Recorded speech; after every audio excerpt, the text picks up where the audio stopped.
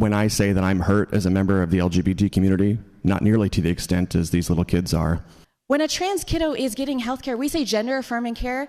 That is not necessarily a surgery or a medication. That could be 5 years with a therapist, making sure this kid doesn't want to hurt themselves and take their own life. That's gender-affirming care. By withholding gender-affirming care from trans youth, we are essentially sacrificing them on the altar of our own prejudice and bias. The intent of whoever is putting this forward, whether that's the senator, whether that's the bill sponsor, whether that's people voting on this legislation, the intent of everyone in this room is completely irrelevant. What is important to keep in mind is the impact of this legislation. I just can't get over the politics of this. I think some of our colleagues on the other side of the aisle think sometimes that we're performing, that we're putting on some sort of a show. I had people ask me, knowing this was going to come up, how I was doing this morning.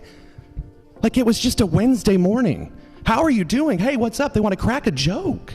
The speaker asked me last week in the hallway, knowing that this issue was on my mind, how I was doing, and seemed surprised to hear that I wasn't doing so great.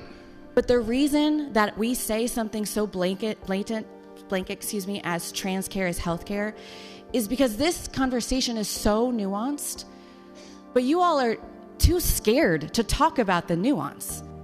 A parent simply calling a kid by a name that they feel more comfortable and themselves with is gender affirming. These other things are part of the discussion, but it is not the terrible things that the gentleman is saying, like mutilation of children. We're talking about keeping kids from killing themselves by being able to go see a doctor.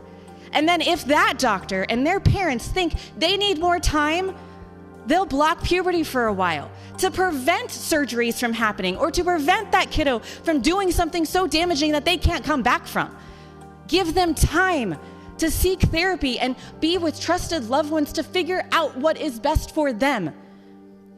And instead, government, big bad government, is coming in and saying, we know better than you. There isn't enough time for this issue. Even though it's the most important one to you all, you obviously have zero feelings about making sure our constituents are heard. I speak on this issue, lady, because I got to know some incredible kids who are my students. And I learned so much from them. Just a small part of their identity was that they were trans. They had a real love for learning. They loved animals. They loved talking about the latest video game that they were doing, the coding that they were creating, how they were going to engineer things that I can't even fathom. And do you know what they've told me, lady, is that they're leaving our state. So some of our best and brightest kids that I had are leaving our state. So I see this today as I walk in and think about what we're doing here, is that this is a bit of a farewell speech today to some of the families that we've come to know and love and respect. And to those who are leaving, I say, I'm sorry. But I also want to speak to those who can't leave, that don't have the means to leave.